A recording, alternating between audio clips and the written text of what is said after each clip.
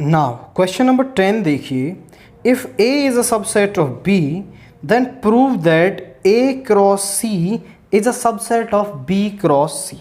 तो यहाँ पर क्वेश्चन नंबर 10 के अंदर if A is a subset of B, ये हमें गिवन है, हम लिख देते हैं given A is a subset of B, हमें गिवन है। टू प्रूव, हमें प्रूव क्या करना है, A cross C is a subset of B cross C for any set C।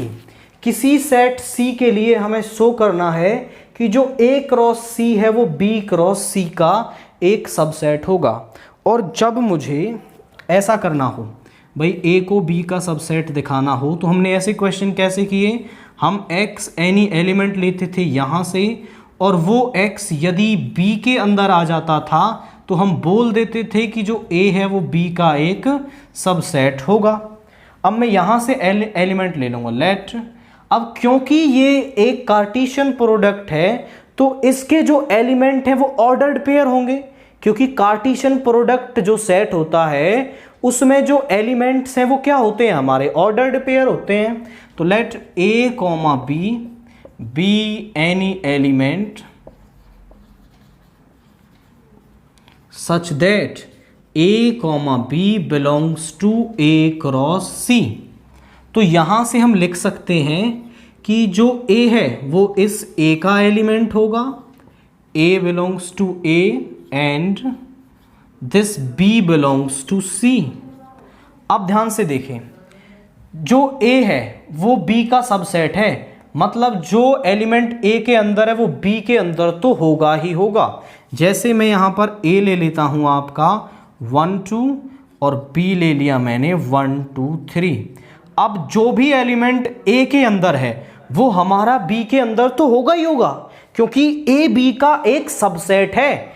तो यहाँ पर A के अंदर है तो हम लिख सकते हैं A belongs to B and B belongs to C। और ये किसकी डेफिनेशन हो गई, ये हो गई A comma B belongs to B cross C।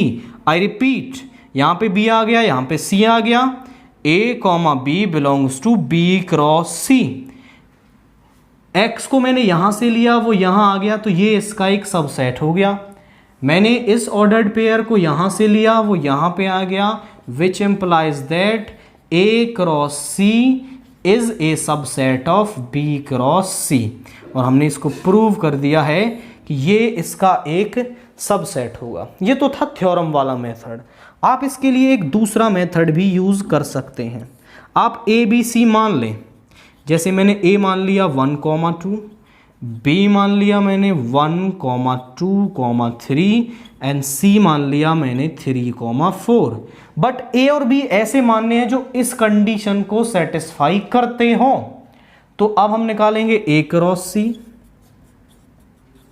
वो हो जाएगा आपका 1 3 1 4 2 3 एंड 2 4, यह आ गया। फिर हम निकालेंगे B क्रॉस C, वो आ जाएगा 1 3 1 4 2 3 2 4 3 3 3 4। यहाँ से देखें तो जो A क्रॉस C के एलिमेंट हैं वो सभी B क्रॉस C के अंदर हैं। तो हम कह सकते हैं कि जो विच implies that A cross C is a subset of B cross C। जो भी मेथड आपका मन करे उससे आप क्वेश्चन को सॉल्व कर सकते हैं।